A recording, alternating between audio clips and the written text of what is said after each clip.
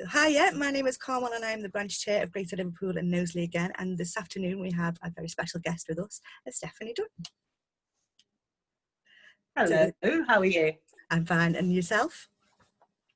Not bad at all, not bad at all. Trying to sort of make sense of this new world we're living in. Absolutely, yeah. I think it's been a steep learning curve, I think, for all of us as our jobs and roles have changed definitely over the past wee while, and you have a whole region to look after, so I don't at all envy you. Well, do you know, I think in lots of ways I'm very fortunate working in this region because we've got an amazing team in the regional office, and I think that the activists and the members that we work with are very positive, and this is just an example of what you try and do. So the can-do attitude is very strong in the Northwest. Yeah, I think so. And I think because we are privileged to have Congress with us, I think it's especially hitting us that we are missing welcoming everybody to our city this week. So we just wanted to have a little interview and to ask you a few questions. So why did you join the RCN? Gosh, I joined the RCN when I started my nurse training before my 18th birthday. And it was, in those days, you had like a 6-week induction. And somebody came to talk to us about the RCN and why we should be in it. And it kind of made sense. I was on the Channel Islands at the time, so accessing resources at HQ, it was remote, but I felt that it was something that was important to do and to belong to, but not got really active for a while. Well, I think so I'd done the same. I joined as a student because of the library. That's what got me. And I kind of thought, well, you know, it's sensible to be in a trade union. And then I came to Congress, and that's when I kind of got the bug. And by the end of my first Congress, I was signed up to do my steward training. So I think Congress has that massive enthusing kind of attitude for us. So what does Congress mean to you?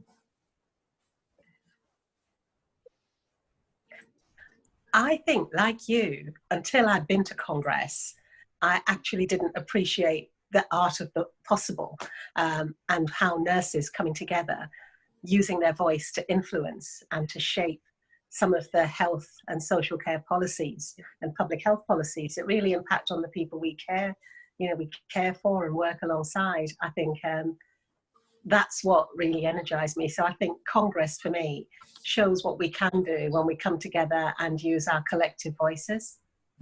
Yeah, absolutely. And I would say, I think I've used this word about 4 times today. It's like a bit of a pilgrimage, and just going all of the community. And I work in an acute trust, so I don't necessarily kind of get the wealth of expertise from other areas, and that's what brings us all together in Congress, and that's what I love so much. Absolutely. What are your favourite Congress moments? Gosh, I think there's so many really, but I suppose thinking back to the sort of the political debates that we've had in the past, you know, thinking about the Health and Social Care Act and the way in which the nurses all got up on stage and made some really powerful points, really challenged the policy direction and the impact it was going to have on people and systems that they were caring for. I think that's one of them. And I sort of go before that to looking at, I mean, it's always around reform. When they're changing the way we work, when they're changing the way our service users access care, I think it does exercise us as nurses, and we try to think, what does this mean for us as nurses, but more importantly, what does it mean for the people we provide care for? And I remember the commissioning of patient-led NHS. You're probably still at school. And I think that was a bit of a tipping point in terms of the level of political debate and the level of political astuteness and how nurses got behind that and challenged a lot of the assumptions. And that I found really, really, really powerful. So the political debate really excites me. Yeah, with a small pin. I think we have we were talking about the role of the agenda committee kind of earlier on in our afternoon tea, and explaining to some new members what happens there and that kind of process, and the breadth of things that we talk about. You know, where we do talk about deeply political things, and then we've gone to period poverty and things that affect all of our patients, and robots. We were talking about robots, I think, last year, the year before. So it's massive. The breadth of people's enthusiasm and passion for things is enormous. Yes, yes. And to be able to influence that, because the way it's, you know, it's about the policy application, the way things are brought in, you know, it's sort of political influencing with a small p, and we want to get the best out of it for the people that we serve, don't we? Absolutely, because it all comes back to our patients, doesn't it? And everything that we do and do as a community all comes back to our patients. Yeah. So why and how did you become regional director then? Why?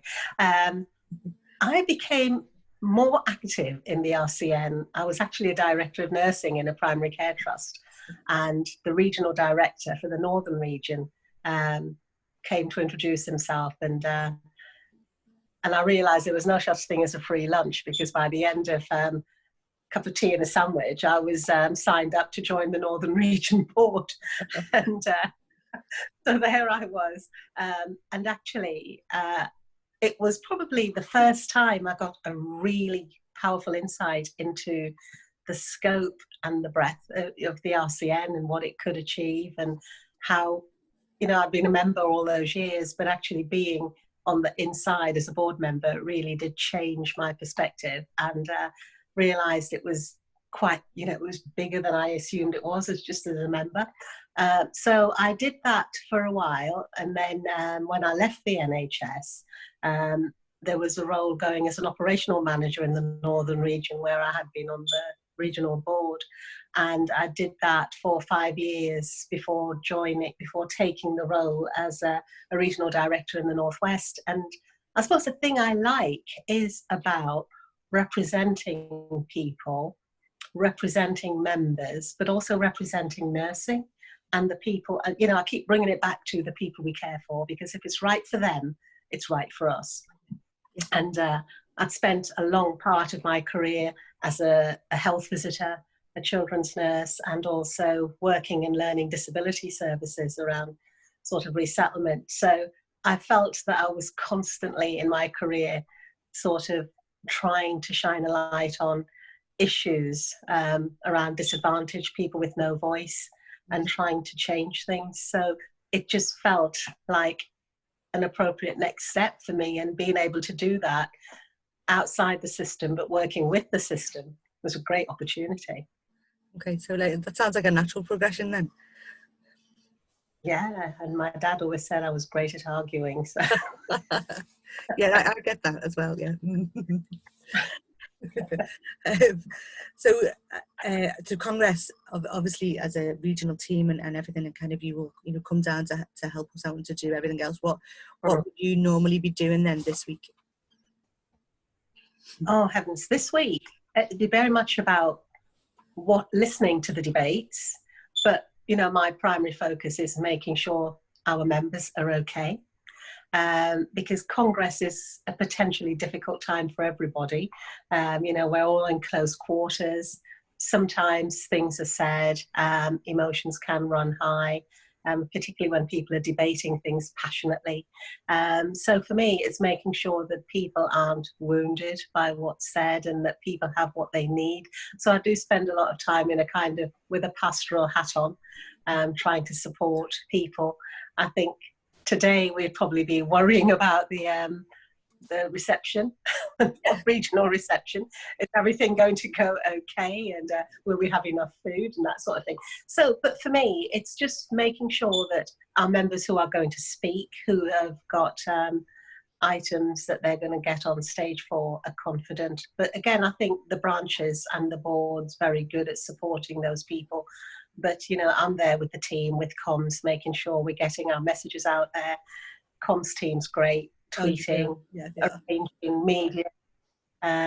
So it's kind of supporting the whole of Congress, but doing it from a pan-regional perspective, if that makes sense. Yeah, absolutely. Well, I've been a couple of times as branch chair now, and I think, I don't know whether it's my kind of nature, but I end up being a bit of a kind of mother hen and is everyone fed and watered and have you been? So then you've got another layer on top of that. So I was trying to explain to my son, it's actually a really tiring week, and he'd kind of said, but you just like sat on your fat butt all week, mum, listening. But you're up really early and up really late, and it's an intense week. It's hard work, but so much fun. So much fun, and especially when you're voting. Yeah, because you're in voting seats and you've got to pay attention to the debate, and because you're voting on behalf of the members in our region, you know, it's not a personal vote, is it? Yeah, absolutely. So that's tiring. That is really tiring. Yeah, it's a big responsibility as well. I think that's the way I took it as. A big responsibility, and I spoke last year, and I think we were the last person to speak as well, so it's kind of gone up all the way through the week, and I was absolutely exhausted. But, and it's nerve-wracking because you've got, you know, thousands of people sitting in front of you, but I did feel supported, and I was grateful for that. So we're definitely missing it this week, but hoping to be back. We'll be back in Liverpool next year. Yes. Yeah. Using already fired up and ready to go again. It's a great city, great venue for Congress, isn't it? Yeah, I think we're really lucky, and the location, it just lends itself to everyone being all in one place at one time. So yeah, we are really lucky. Absolutely. Okay. Well, thank you very much for speaking to us, and we will see you soon. And thank you for doing this, Carmel, and I look forward to seeing you soon. Take care. Take care. Bye.